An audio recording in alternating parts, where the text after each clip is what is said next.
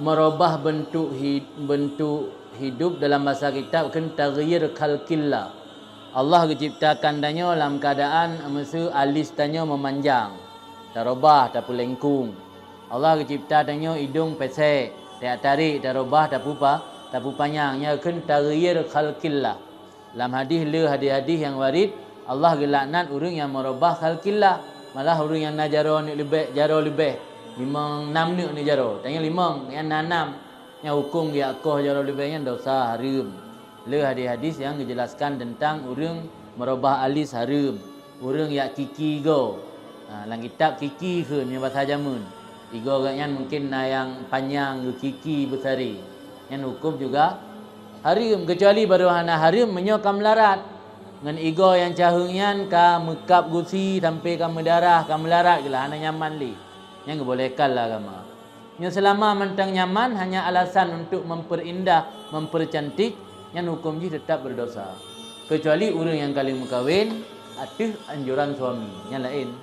Karena lebih raya kepentingan untuk bersenang suami ketimbang gelarang merubah bentuk benar. Jadi inti ji apapun merubah bentuknya hukum ji haram. Merubah bentuknya merubah dari bentuk asal. Kan makna ji tanya hana bedak tabu bedak pi haram kan benar. Nyan boh bedak nyan untuk memperindah kan merubah bentuk. Boh bedak, boh lip, boh make up, le sirau rinang untuk kebahagiaan suami atau sirau rinang di rumah kan untuk penampakan bak ragam yang haram.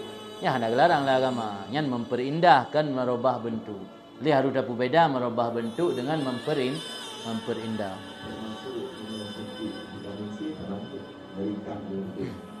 Menyo tasuntiknya kan melalui perubahan yang sifat di instan, itu melalui proses bacut-bacut.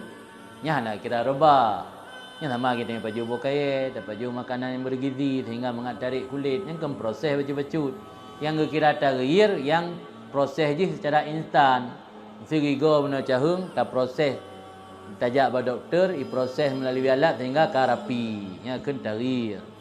Mamanya dapat juh makanan yang bergizi, dapat juh makanan yang ada vitamin C melalui proses bacut-bacut sehingga kulitnya tarik, sehingga kulitnya bersinar.